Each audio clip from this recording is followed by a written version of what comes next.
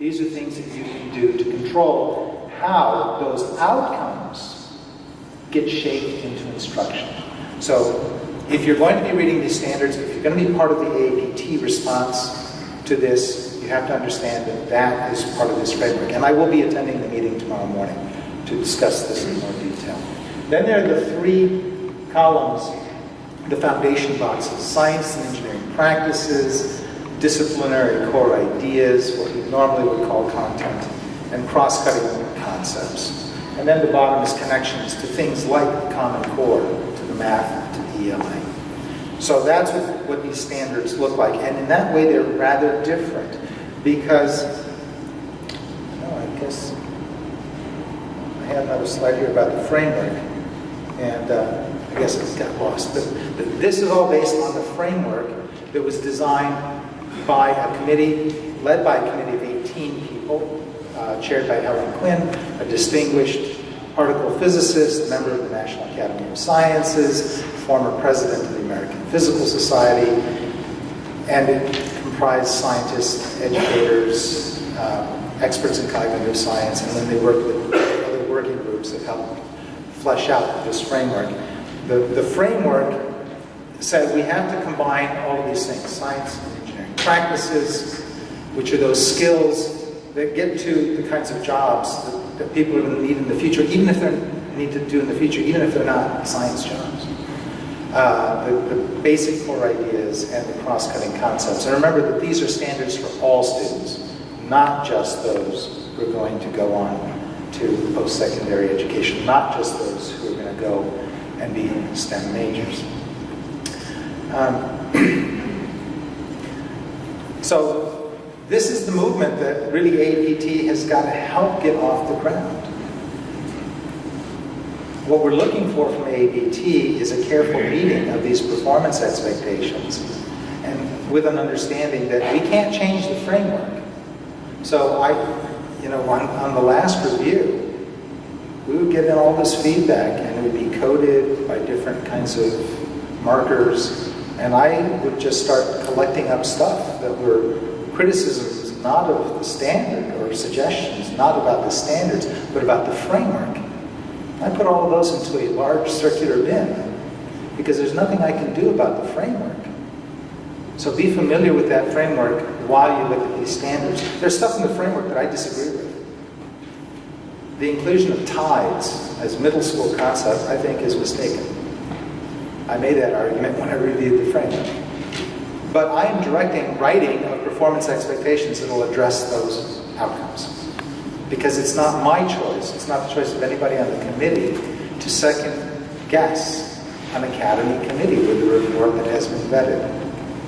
That's part of what I meant about pushing too hard at one point on the marshmallow.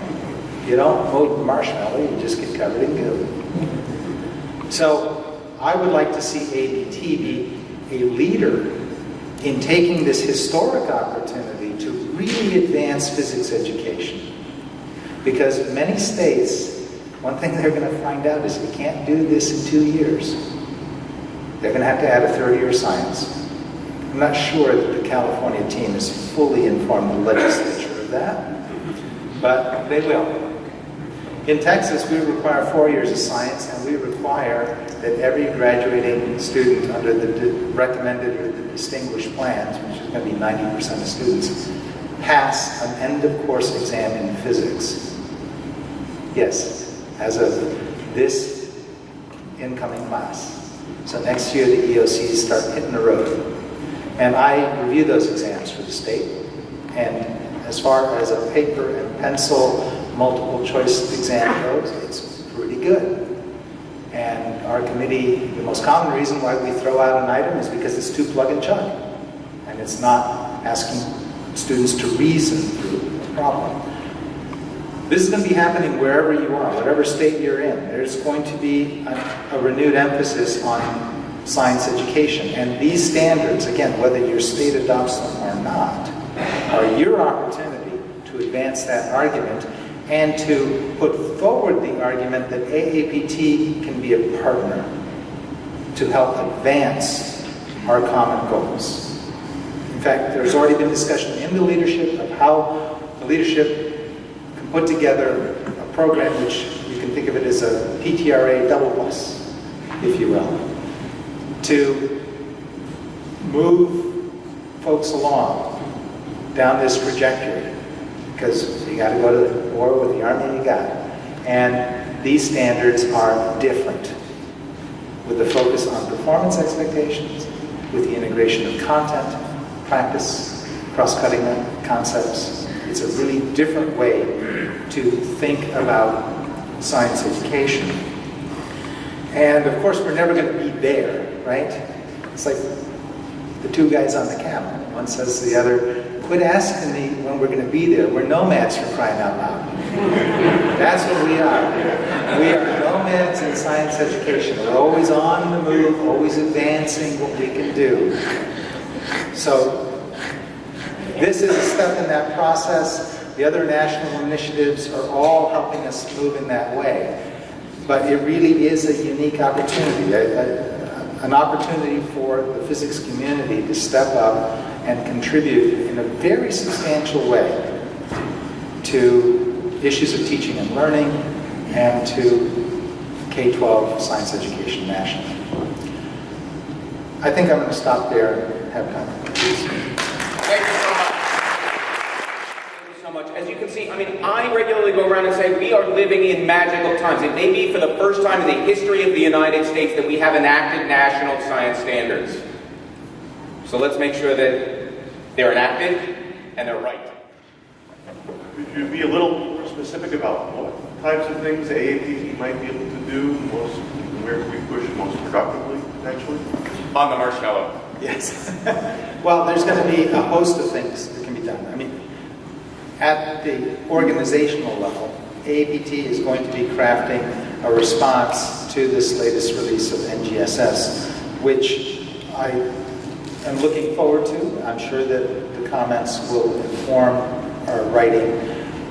But I should be clear that comments about the architecture, about I don't like this content at this grade level, things that are framework related. This architecture is not going to change. Based on performance expectations, the three elements woven together, all of that, the three pillars, that comes from the framework. So there's stuff that you can comment on that you can change, and stuff that will not be particularly helpful because we're not going to make those kinds of changes. So there's going to be that piece. There's going to be the opportunity at AAPT meetings to create sessions about how we use these standards to advance physics education in this community or that community, or at the university level in teacher preparation. So there are all kinds of opportunities for you to start to delve into that kind of content around teacher preparation at NGSS. Have sessions here, propagate best practices.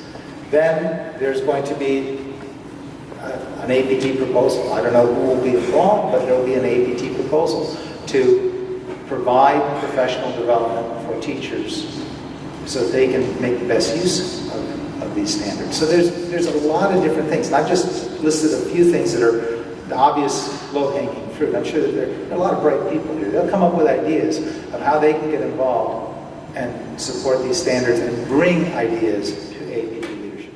Thank you so much for providing some personal commentary about how you feel about the standards. And I actually want to ask you to say a little bit about what your thoughts are with respect to the integration of the engineering STEM, the engineering content and practices into the science stuff. Do you have any reactions to that, or your thoughts about how that's going to impact us? Yeah, there was an argument. Should engineering be a separate thing, have a separate set of standards? And I took the position that no, it needed to be integrated into the science, and that we identify particular performance expectations that express the engineering design process using the background of science that students were learning in that particular block. That's how the elementary standards were written in the May release, and that's how they're all written now. So the idea is that engineering is to be interwoven with the science. Now there are still people who don't like that idea. Some of them are engineers who say, we got to have our own thing. And some of them are, well, I won't go into why people don't like that, but the way that they are now, engineering is integrated and it's an expression of the science. But with that engineering design mindset, which is different than what we do as scientists. I mean, I've worked with engineers over the years on spacecraft missions, and the way they think and the way I think is different. But there's a lot of crossover. Hi, Eric Brew, Florida International University.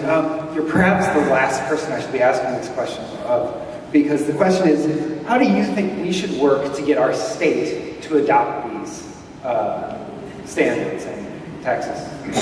Probably long gone. Texas won't. And Florida then won't. So, well, don't be so sure about Florida. And again, those states that do not adopt will be heavily influenced. I mean, in the case of Texas, they just did a complete revision 2 years ago to the state science framework. It costs a lot of money to do all of that and to create new assessments and all of that, and we get this new set of end-of-course exams. So they're not going to change that, and for good reason. And maybe there's no reason for them to change it. I mean, we're going to 4 years of science required of every student. We're telling students, by law, you must pass end-of-course exams in physics, chemistry, biology, if you want to have a high school degree, in Algebra 1, geometry, and Algebra 2, if you want to have a high school degree. That's a high bar, and we're going to try to meet it. But clearly what's also going to happen in Texas is that this is going to make an impact, because students in Texas might go to college in a state that is expecting